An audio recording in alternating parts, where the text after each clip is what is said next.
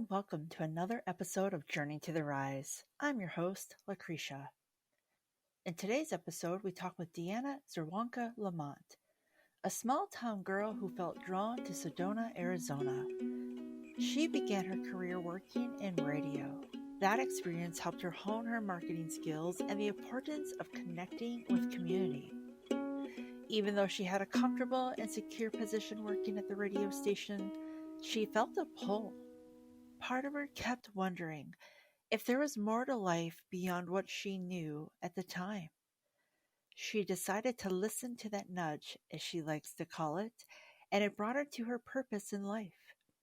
Deanna talks about the importance of listening to that nudge we often receive when we are meant to follow our heart's desire.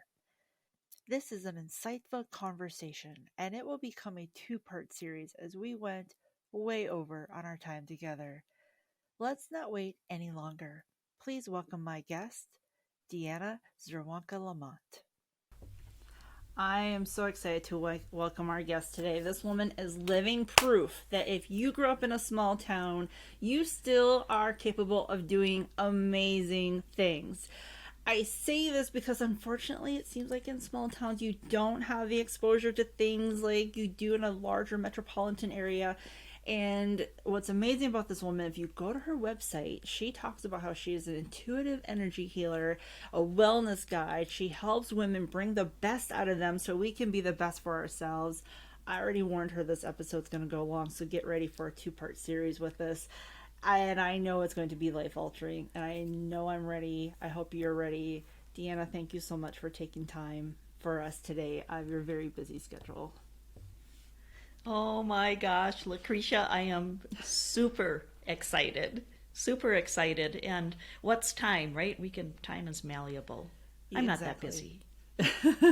Not that busy changing lives of women. Not at all. So I just want to kick it off. Like, where did you end up growing up? Because you grew up in a very small community. I did. Northwest Wisconsin, rural area, Cameron, Wisconsin. And that was middle school and high school years. And it was preceded, my parents were originally from that area, and they had moved when I was a baby to Beloit. So Beloit, Wisconsin is on the very southernmost point of Wisconsin. But back then, it was, our playground was our neighborhood. It was okay to run around the neighborhood and, stay within the block or whatever. And then starting in 5th grade, moved to Cameron. Oh, wow. And so, what was life for you like as a kid growing up? Like, did you have good family values? Do you feel there was anything intuitive at that age that kind of brought you to where you are now? I think the biggest thing is, before I say that, very good family values. I can't say I was always very good at following those values. Darn it. My mom would really say, you weren't that perfect child, But my parents are still living. They've been married 66 years. And oh, wow.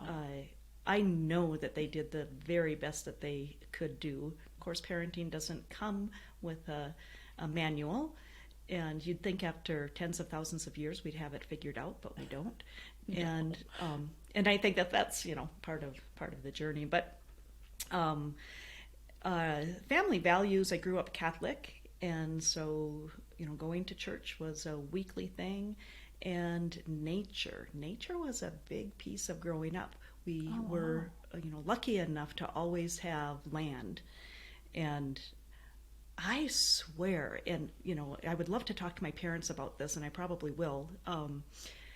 I started kindergarten at 4, which meant, I remember my sisters being in school. So the next sister older would be a year older, which would put me at 3.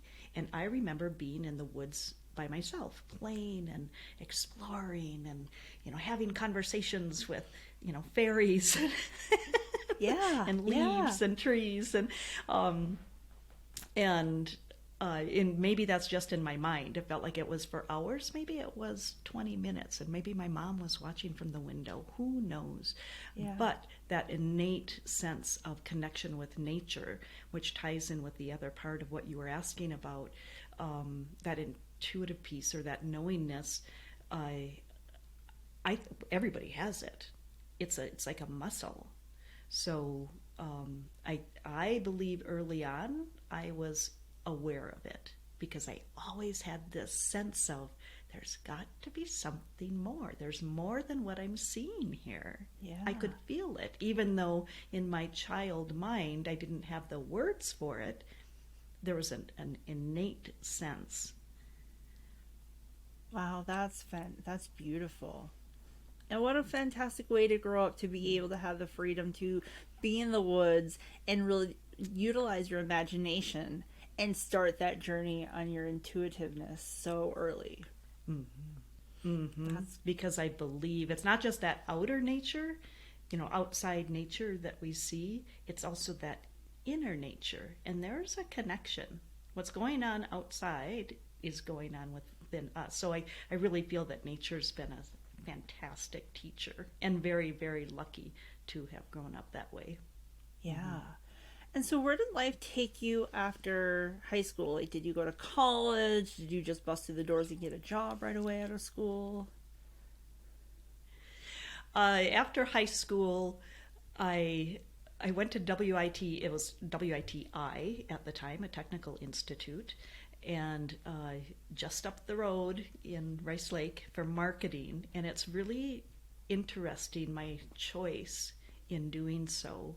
I was always a really shy person, and I had to this day, so much gratitude for my forensics teacher in high school, Ruth Ann Gilbertson, who really taught me so many skills to come out of my box, but I wasn't there yet. And I had a boyfriend, and it's like, gosh, I can't leave my boyfriend. She encouraged me, my mom encouraged me, go take a year and be a foreign exchange student. Go to a 4-year college. Think outside, small town. You can do anything. And my mom reiterated that too. But my dad, being the businessman that he is, Deanna, you can go to a 4-year college, and then you're on your own. If you go to a 2-year school, I'll pay for it. Well, I have an entrepreneur mind as well. I'm going to WITC. I don't have to leave my boyfriend, which we didn't last, that long anyway. But it's, the things that hold you back. Right. And in hindsight, I didn't get to go for philosophy and psychology because, they say, well, there's no money in that, or whatever. So I went to school for marketing. And after I graduated, my very first interview was at the Bear and New Shield. And Jim Bell, who's still the editor, he owned it, and he's like, yeah, you're hired. Hit the streets. I'm like, no. I was scared, silly. It's like, well, I have no idea what the flip I'm doing. And right. It's like, okay. I grabbed my little notepad and down the street I went. And so that jumped me into sales. So that was selling advertising for the Bear and New Shield, and I loved working for the Bells. And it was like a family there. Mm-hmm. And then from there, I was there almost 8 years, and now I have a new baby, and she wasn't even a year old, and I was asked to have an interview at WJMC Radio. And my initial answer was no. I just had a baby. I can work from home. I love my job. I work on 100% commission.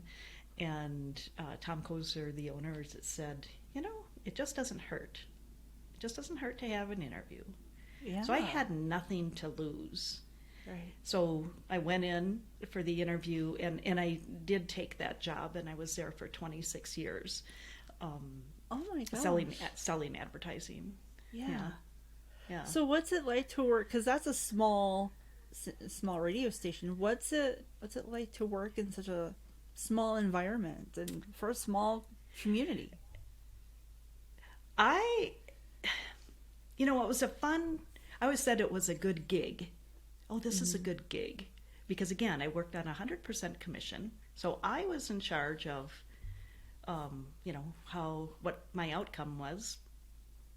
And Tom is an excellent marketer. So I learned a ton from him, and the opportunity with, my coworkers and the community of getting involved.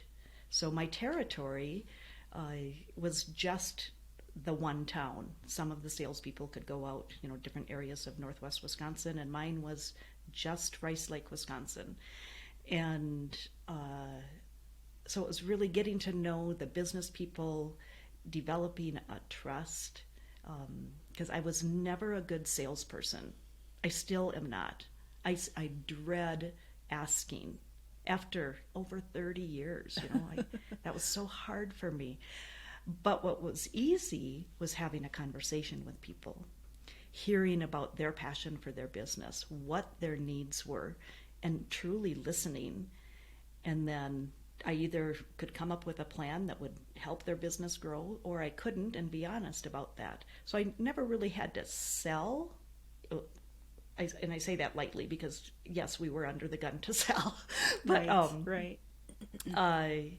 It was more building relationships and trust with my clients.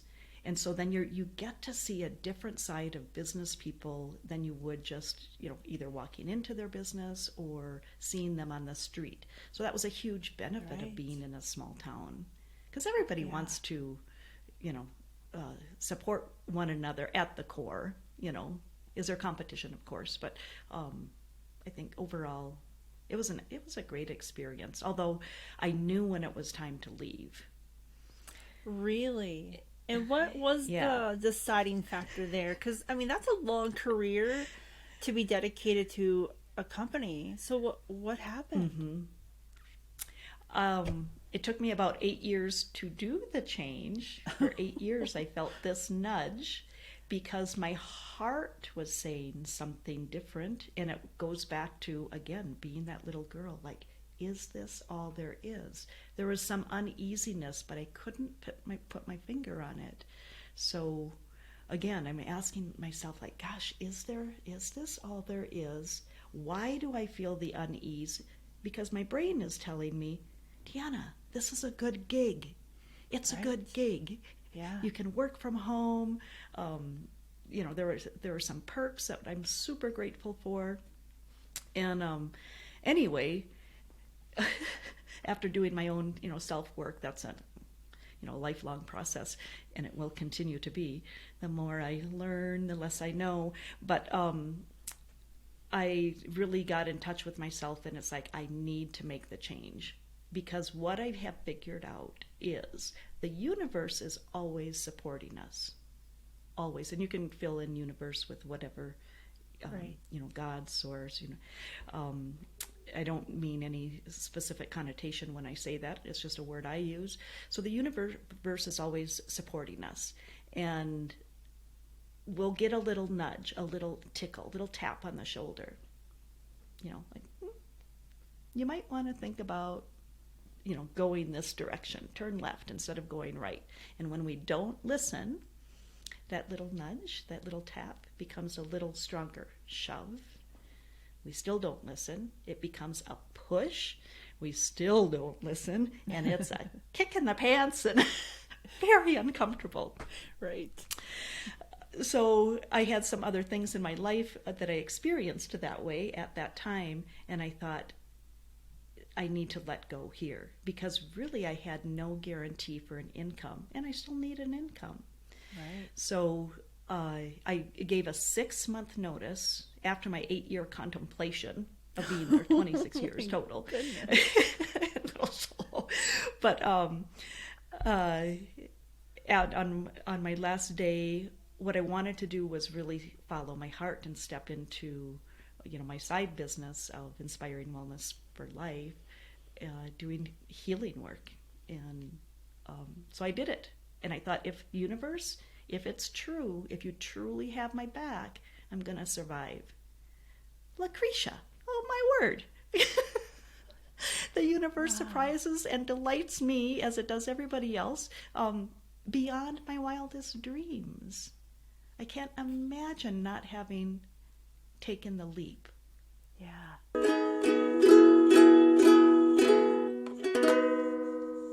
We're going to take a quick break, and when we come back, we'll have more from our guest Deanna as she shares with us her experience when suddenly her parents needed her help at a time when her life was transitioning through turmoil. So all of these things were happening at the same time. I had left my job, Right.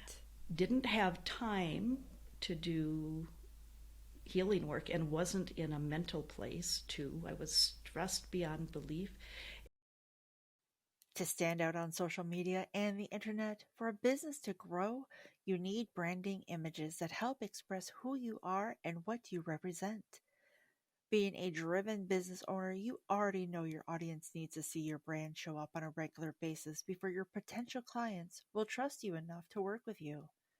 If your current messaging is inconsistent and lacks cohesiveness, then your customers will scroll past instead of click and look more into what you have to offer. With a branding photo session with Girl Boss Photography, you can tell a story through images. Utilizing those images in your marketing and content strategy will enhance your appearance and help build a connection to your existing and potential clients. Girl Boss Photography loves working with small and medium sized businesses to help them build a strong visual brand. By partnering with creative entrepreneurs, listening to their goals, Girl Boss Photography curates a branding session that will tell the story of who you are, what you do, and how you are there to help your clients. If you're wanting to grow your business, improve your online presence, contact Girl Boss Photography to find out more about your options with their branding packages. You can send a message on Instagram at girl.boss.photography today. Have you been stagnant in the growth of your business? Would you like to see an increase to your revenue goals? Show your clients you are an authority in your industry by using visual storytelling with video, photography, and content strategy package with Girl Boss Productions. A video series will help customers get to know you and allow you to build relationships with people who want to support you. Using video on your website and in your marketing content, you can increase conversions by 80%. By enhancing your presence on social media and your website with updated and stylish photos, you can zhuzh up your marketing content. Giving it a little je ne sais quoi will grab the attention of your clients and they will take more time to read your post instead of scrolling past it.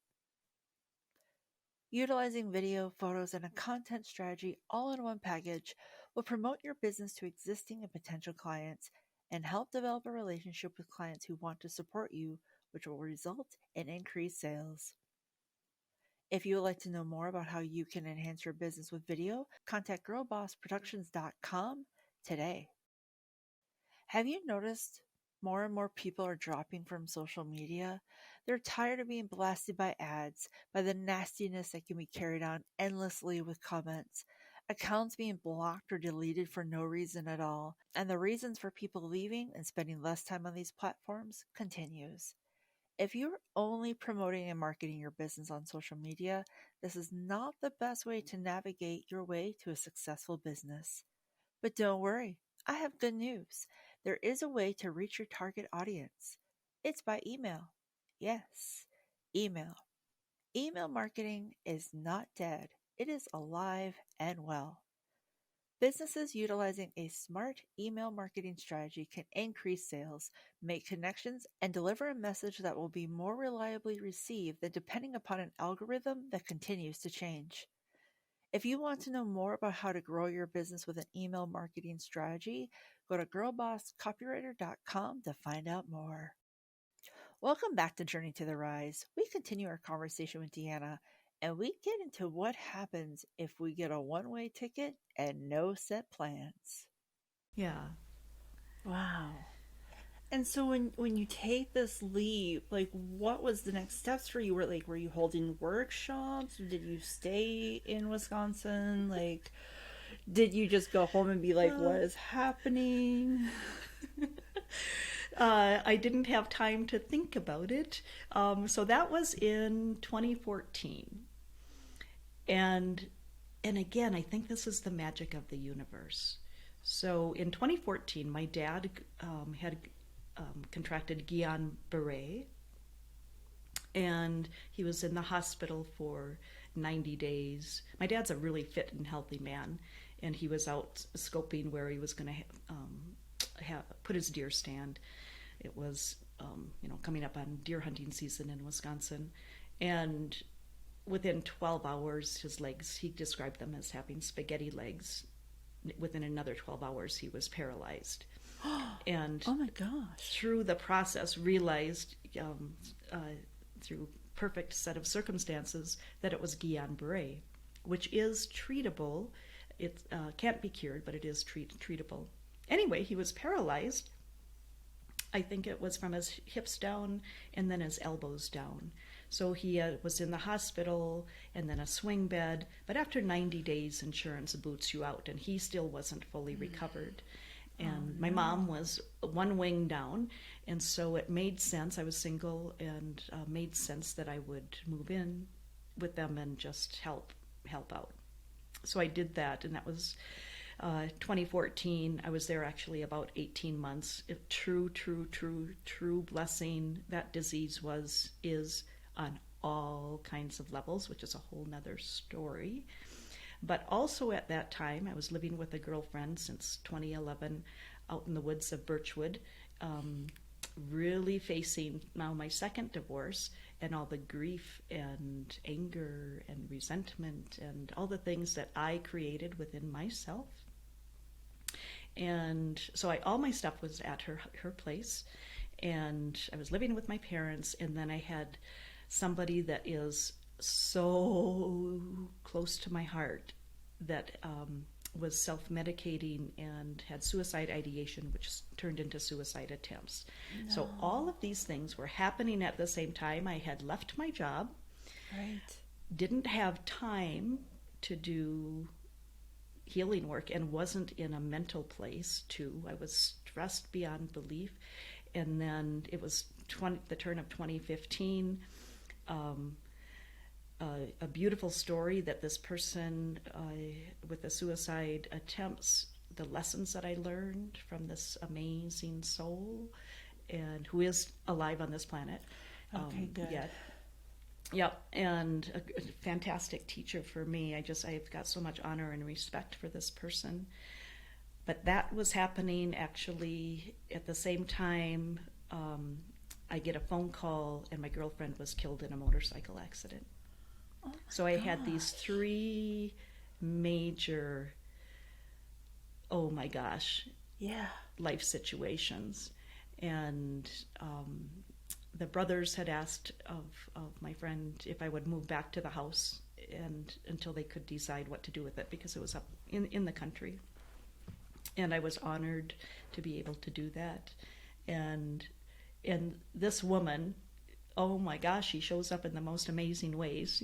She's in spirit, but she is totally with us, and I have zero doubt about that.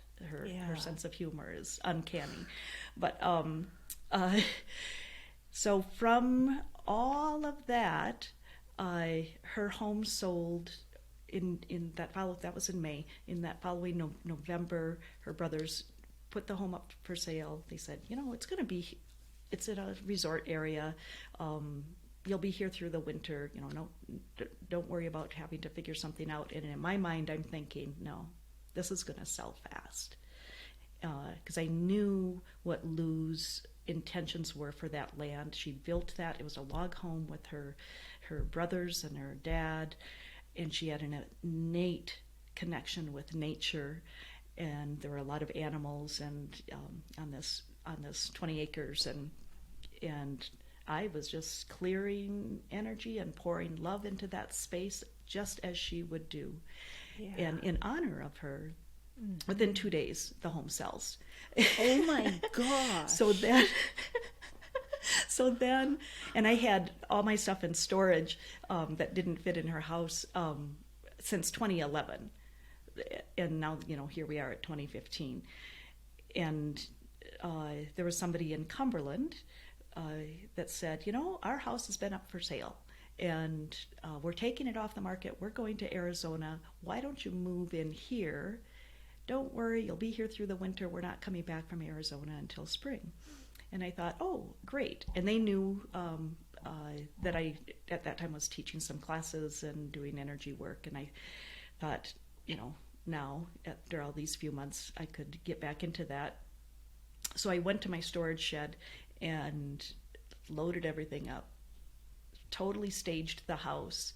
There happened to be somebody that looked at it 2 weeks it sold. And I thought, wow. Oh, no. Somebody else asked, my house has been on the market for 7 years. Can you move in? Right. And I considered it. But I actually had a ticket to go to Abraham Hicks, see Abraham Hicks in Phoenix. And I said, I'll get back in touch with you when I come back. But I thought, I am not moving this stuff. I had it in storage. And if you haven't looked at it in 5 years, you don't even know what you have. You don't need it. And there was a lot of emotion and energy with all that stuff, because stuff that I had over 2 marriages. And so I got a little carried away. I started to put on Facebook. I take a picture, post, take a picture, post. I'll take it. I either sold or gave away everything other than what would fit in maybe a 12 by 12 room. And then my daughter had said, Mom, why don't you don't have to come back. Just get a one-way ticket when you go see Abraham and see what happens. And I thought, oh my God, I've always been so responsible. Right. That would be irresponsible. But gosh, that sounds really fun. Right. Yes. Yeah. I'm getting a one-way ticket. No so I got a one-way way. ticket. That's So I go amazing. to Abraham. Yeah. I go to Abraham, and after the workshop, I knew I was going to stay in Sedona for 2 nights. Well, I did. That turned into 4, which turned into, there were some other things that happened, just kind of road tripping with my daughter because she joined me. And it took me 6 months to leave Sedona. And then I went back to I forced myself to go back to Wisconsin. And I booked up at a place for a month in Sedona, and I thought, if my heart pounds when I pull into Sedona, I'm staying. And that's exactly what happened. I didn't know where I was going to live. There were some circumstances where I lined something up within a week. It was like, nope, it's no longer available. Everything just kept opening up. And so I had 100% unfallible trust in the process. It's like, if your heart says yes, if your heart says go, and your mind is arguing, right, that logic follow the heart. Yes. Yeah, follow the heart, because there, when we think of how, if I was going to plan to move to Sedona, I've got to figure out, how I'm going to get there, how I'm going to move my stuff. I don't know. And we can maybe think of 4, tops 7 ways to do anything in life. So not just, moving, anything. Well, the universe has, a gajillion ways for something to happen. So when we think that we can control, okay, it's got to happen, it's got to look like this, who are we kidding? The universe, so I might think of option 4, 7, and 9, and the universe is saying, oh, no. Idea 5,284 is going to get you there the fastest. You're going to have the most fun. It's going to be easy for you. Take that. So it's just being open to, again, being surprised and delighted by the universe, which sounds really woohoo, but it clearly works. It clearly works. I'm so into the woo-woo because of what you just said. It works. So if I run into someone who's like, woo-woo, and I'm like, don't question the woo-woo, because it will deliver time and time again. Right. And I recently heard someone say, if you believe, once you start to really believe, avenues will open up for you. And it sounds like that's exactly what happened for you. Yes, and it goes even beyond that step of believing. So kind of like affirmations. Like I can affirm something, but the missing component, like why something may not play out, is the emotion has to be there. Well, things had, in that situation, things had happened so fast that it was exciting, or there was excitement that would build up. So the emotion just came natural for me under those circumstances. But for, yeah, when you believe it, and then if you can really get into that feeling space of it, Yeah. and you can taste it and smell it and feel it, and just all that juicy deliciousness of whatever it is that you want to draw into your life, you bet it's going to happen. You don't know the timing, but there's also, that's a whole nother subject of the whole time bending thing. But Right. It kind of leads into what you have posted on your Facebook, a statement, change the way you look at things and the things you look at change, by Dr. Dwayne Dyer. yes, it is my all-time favorite quote. It has been for several years.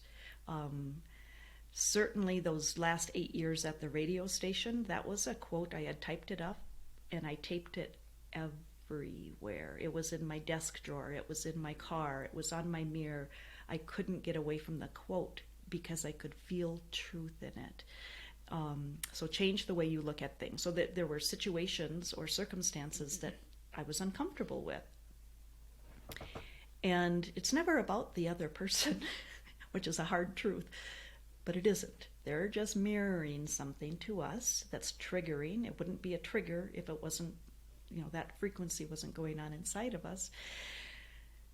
So if I just change the way I look at something, a person, a situation, a circumstance, come around to the other side and look at it, it seems like it changes, but it's not it that changes. It's me that changes. So my perception then changes. So I think it's a really powerful quote. And I love Dr. Wayne Dyer. I think that was my first, the very first book when I was at WITI, actually. A guy had given me Pulling Your Own Strings. So I was kind of on this path since, 18 years old. 17. I graduated when I was 17. But, oh, wow. Yeah. Yeah, and I think this is, I've heard that from other people. Like, they'll take a statement, they'll take an affirmation, and they put it everywhere. And time and time again, when I've talked to people who've done that, it will transform their lives. And it sounds like that definitely happened for you. Mm-hmm. And I used to put, all kinds of, little affirmations around. You are beautiful. You are, and some of them I wasn't ready to believe. It's like, yeah, baloney. No, right. I'm looking in the mirror. I don't feel beautiful. Then there might be other days that I look in the mirror and, yeah, okay, yeah, I'll take it.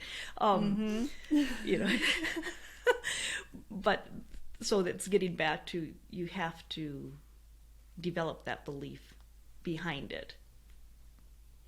In my opinion. Absolutely. And that reminds me of a moment Lizzo shares when she's on stage, and she says she does it at every performance. And she will say to her audience, if you have enough love for me, then you have enough love for yourself.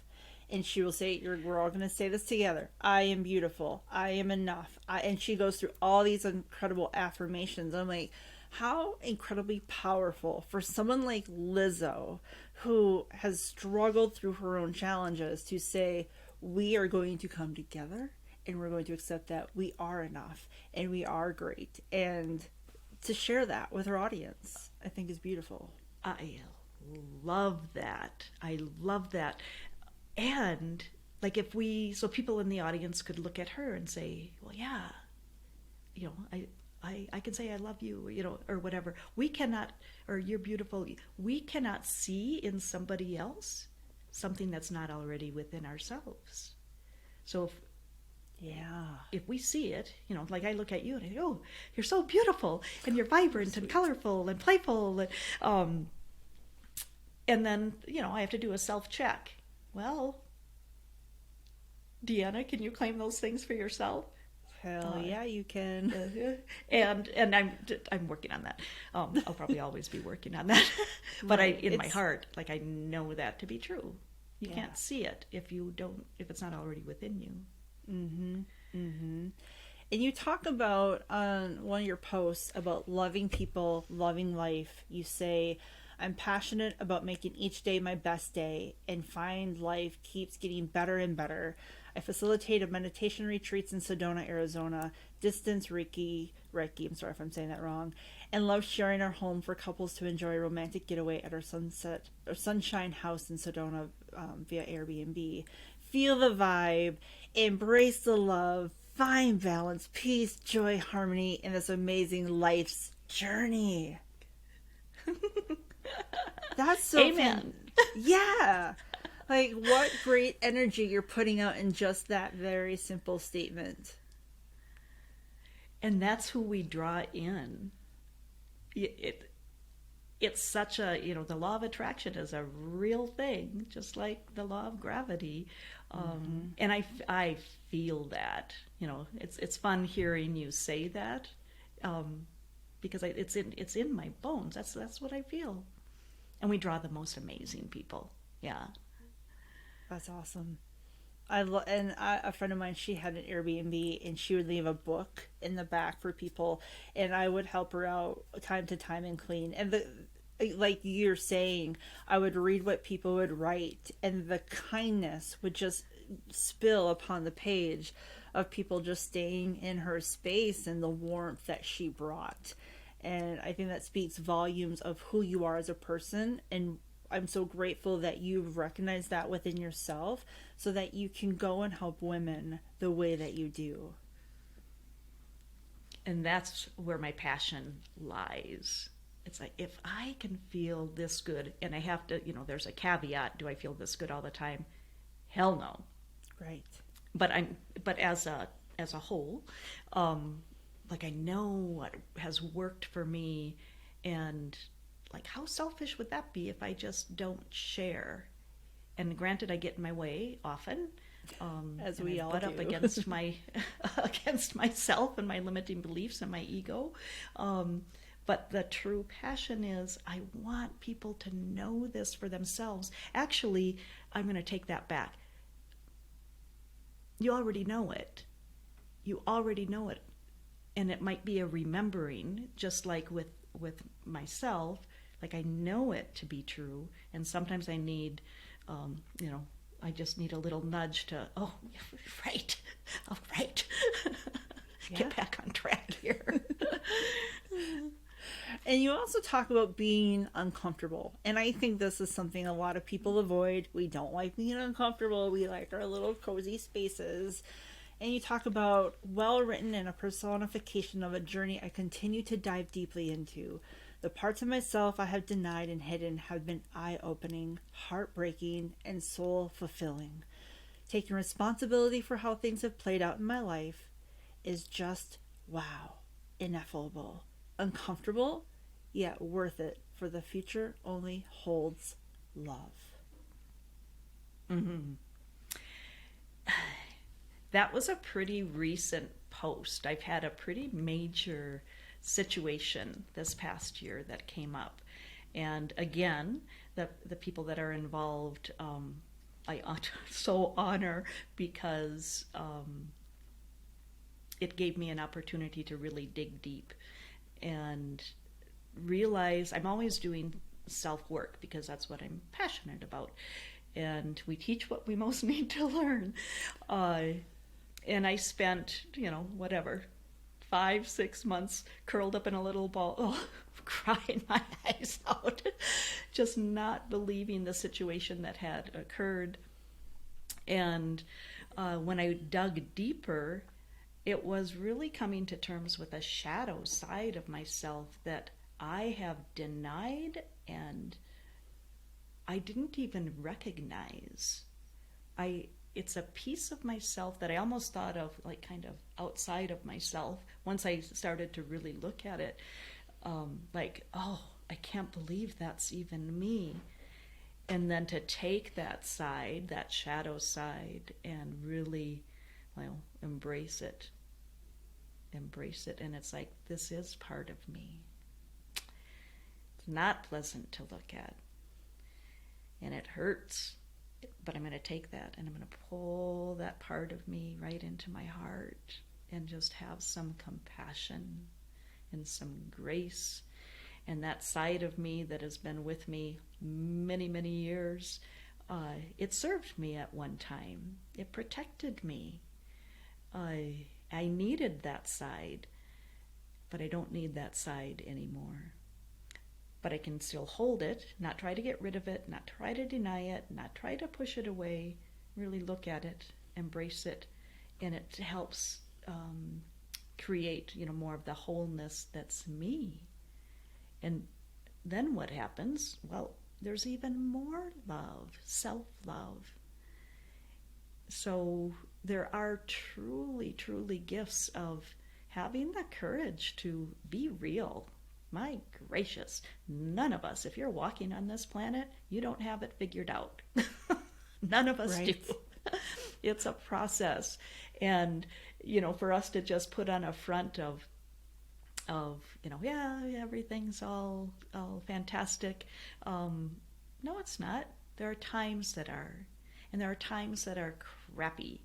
And can we just walk with one another in that? We don't have to fix anything. It's just an awareness and just walk with one another. And it's like, oh, okay, this is part of who I am. This is part of who you are. And really, all in all, it's beautiful.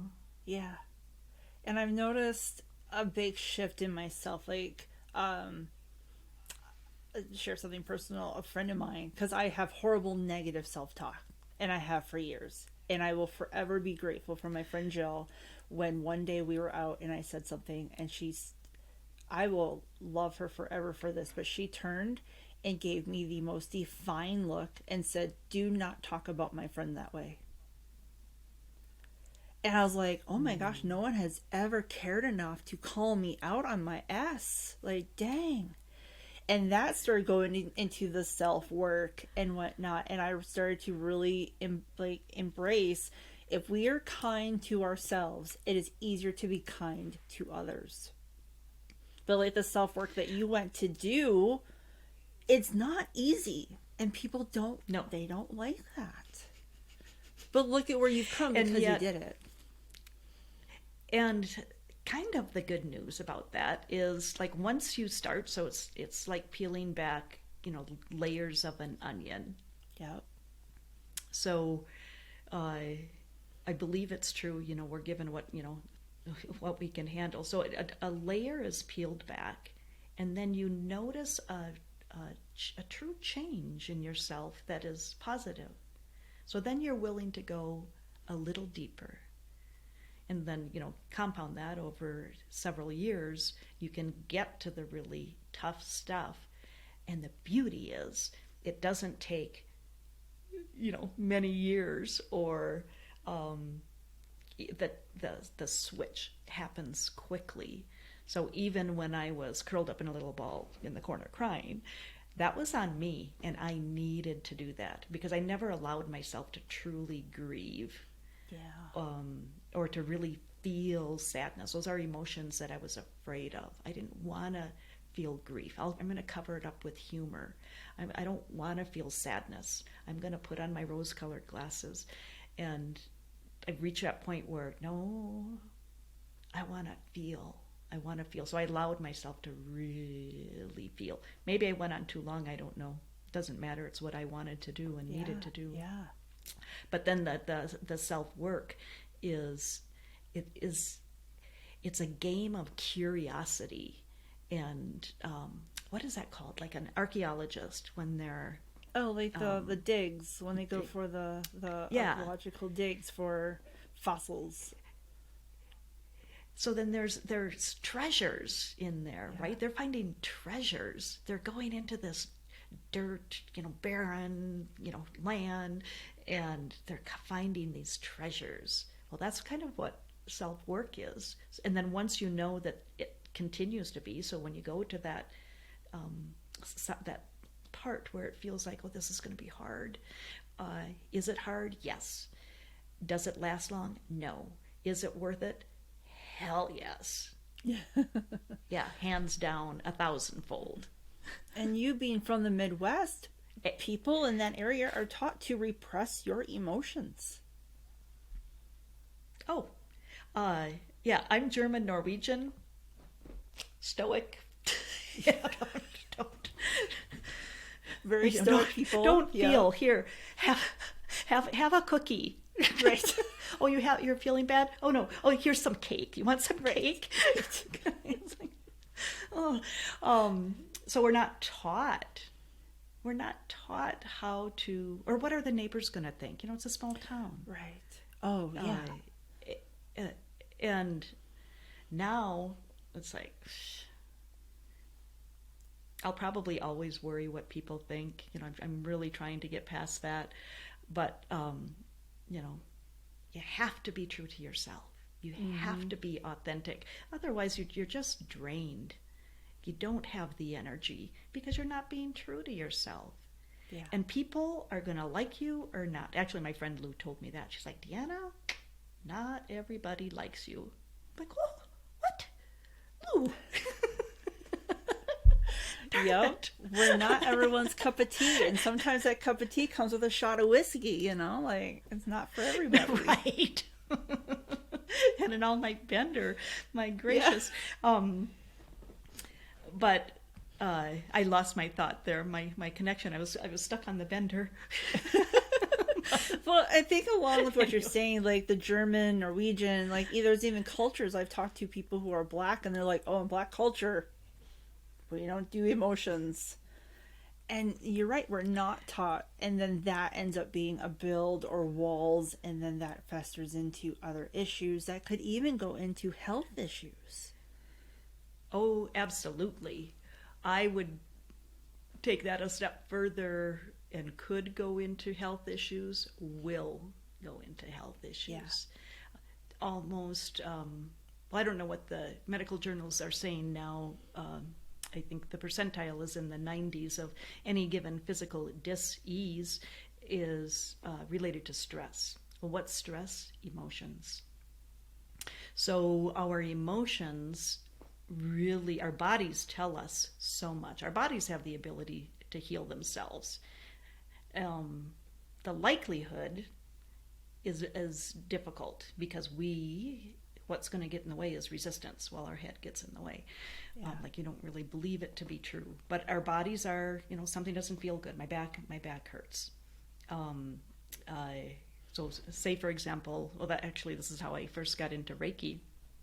I did have chronic lower back pain. I tried everything. Everything. That's a loose statement. Massage. I went to my medical doctor. I did chiropractor. I did acupuncture. And I think it was my massage therapist that said, have you ever tried Reiki? And I'm like, Reiki? I had in my head, well, what's Reiki? Is that now what I know Rolfing to be? Like, pain. Right. And I went, and fast forward, my pain went away. Once I started to learn Reiki and then went on to teach Reiki, what I learned was the emotions that were in my body. So my lower back pain was my check engine light. Yeah. Something's amiss. Pay attention. What is it? And for me, it had to do with finances. It had to do with, just not feeling, safe to walk in this world. And when I learned to work with that, the emotional aspect, the pain went away. Really? It's fascinating. Absolutely fascinating how it works. So emotions are a big thing, and and I love that, science. I'm a woo-woo girl, but I love to know the science behind. And I cannot learn enough. It's such another passion for me, of soaking in, more about quantum physics and metaphysics, and the connection between the brain up here in our head and the brain that's in our heart, and our gut, and that connection, and all of the organs are actually, there's certain emotions that are tied to certain organs. So when we have something going on in a specific organ, so I'm going to take kidneys, for example. Kidneys on the emotional scale represent fear. So if you're having a lot of kidney issues, back pain, lower back pain, or, like in that kidney area, chances are it's a fear-related issue. And it may be an issue that was an initial trauma, whether it's a big T trauma or a little t trauma, from probably before you were 7, believe it or not.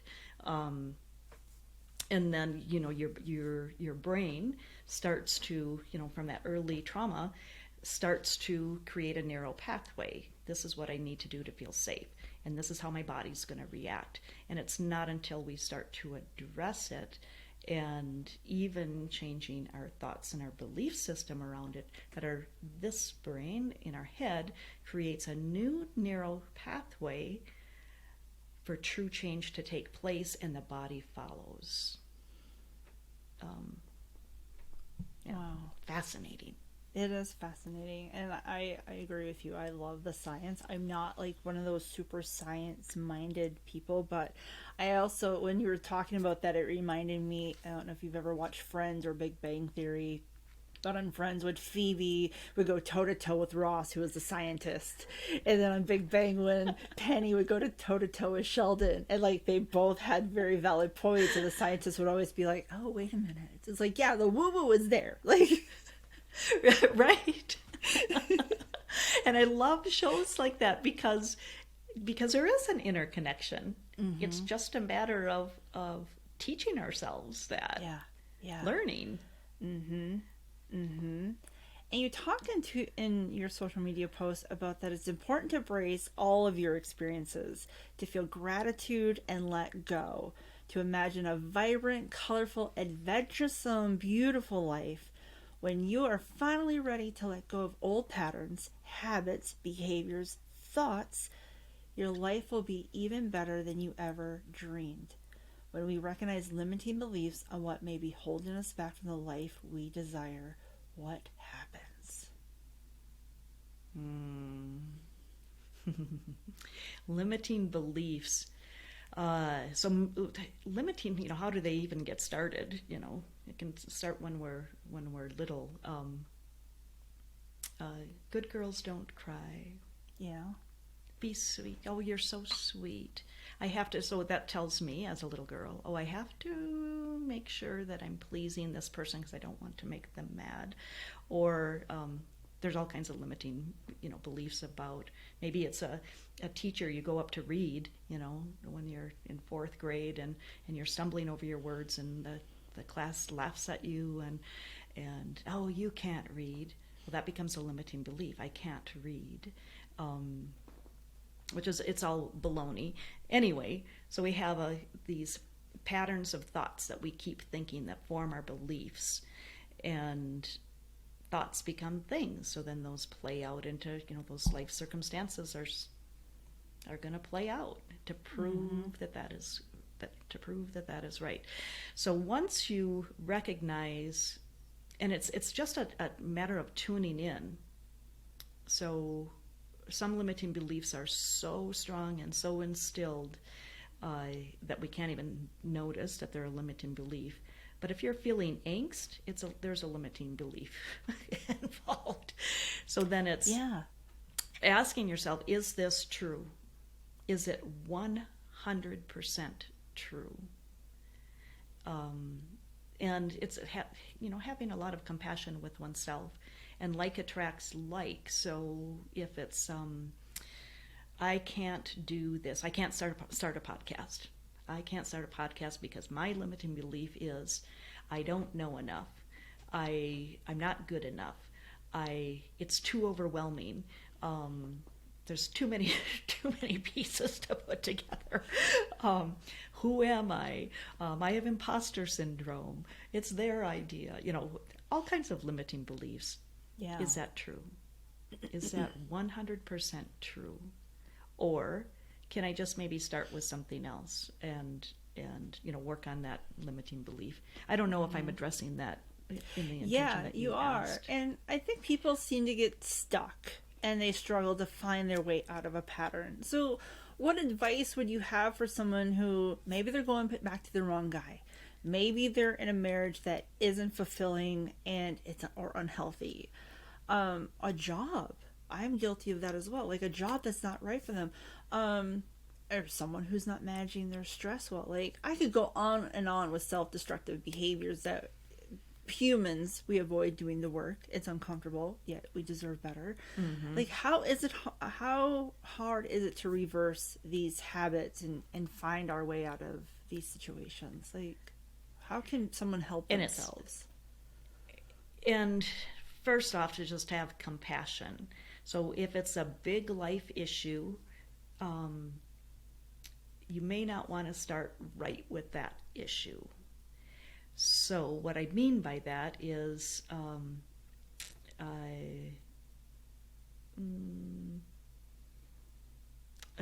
maybe take a relationship. So I'm in a marriage. I know it's not healthy for me. I'm scared. I don't know how to get out, and that fear of the unknown. How am I going to survive? How whatever. Will someone else maybe love that's me? not the one. Yeah. So then, is that too big to start with? You can, but for some people it might be start with something smaller to start building up your confidence and coming back to what's true for you. So doing little things as simple as breathing, just breathing, being present in this moment, getting outside, being in nature. Maybe it's going to the grocery store and opening the door for somebody. Maybe it's paying forward a cup of coffee to somebody. Maybe it's making eye contact and asking the person working behind the counter, how are you doing today? Right. Right. And thanks for begging for me. Really recognizing other people and again, the universe, law of attraction, that's going to come back to you. It's going to show up maybe not in that marriage, in that example. It might come back in, looking a little differently, but it's helping you build your confidence or getting you back in alignment of who you truly are. And once you're in alignment, you have to remember, universe always has your back. So once you're in alignment, in a relationship issue, there's going to be something that makes that person just kind of fade away. When we try to force it to happen, when we're not in alignment, it can get really ugly. But if we are doing what we need to do for ourselves and to be true to ourselves, either we're going to be in a good space to have a healthy conversation with that person, or they're going to start to lose interest. There's going to be something, because it's not a vibrational frequency. It's not a match, and the universe always supports something like that. Is that helpful? Yeah, absolutely. And I love how you recommend starting small, because that's something manageable that we can do. And it makes such a difference when you look in the eyes of the person who just handed you your coffee or handed the bags that they just bagged, and just say thank you. Because people are not doing that. They're driving, hey, thanks, no. And they're out the door. But it takes just as much time. And you help that person always. It's like transferring energy. Like, I'm going to take the moment to really show you some gratitude. And then also maybe they're having a fantastic day that's just going into a convoluted downward spiral. But if you take that brief moment and be like, hey, no, really, thank you so much, something just became easier for them. Yes. Yes, yes, yes. And how do you know what that ripple effect is? How do you know that just by you taking not even 2 seconds, and they go home, and rather than, you know, who knows, beating their child, or, having an argument with somebody, that they didn't go home and like, oh, just maybe even we're just neutral. Or maybe they like, oh, it turned out, my day turned around. I actually had a good day. Can I do this for you? We don't know that piece, but that is where it all starts. Yeah. And having something more sizable, how do you eat an elephant? One bite at a time. You can get there faster than trying to take something ginormous and make it micro instead of macro. So I love those suggestions. It's something everyone can start doing right now, today. Yes, right now, absolutely. And it feels good. It does. Yeah. It really does. And if you happen to go back to that same coffee shop, that person's going to remember. Or the grocery store, they're going to remember. They're going to be like, hey, thank you. They're, like you said, it's an energy force, It's that ripple effect. It is total energy, because it doesn't matter the words we choose. Right. To anybody, it's our, it's the sense. That's why, it's not what I say, it's what I do. Why that's so powerful. Right. Yeah. Actions speak louder than the words. Yeah. Kindness. It comes back to being kindness. Right. And that felt sense. Right. That's it with Deanna. As I mentioned in the beginning of this episode, we are going to continue this conversation in our next episode. And we live in a benevolent universe, a loving, kind, benevolent universe. And I know that's a hard concept to embrace when you look at world events and whatnot. But a lot of that is humanness. So the universe does want, is going to support us in the positive things. Hey, thanks so much for listening to Journey to the Rise. Please do follow us on your podcast app so you have the latest episode downloaded. If you want to follow us on Instagram, our account is at Journey to the Rise Podcast. This episode was researched, produced, and edited by Girl Boss Productions. And please remember to be kind to yourself. When you're kind to you, it is easier to be kind to others. I'm Lucretia, and you've been listening to Journey to the Rise.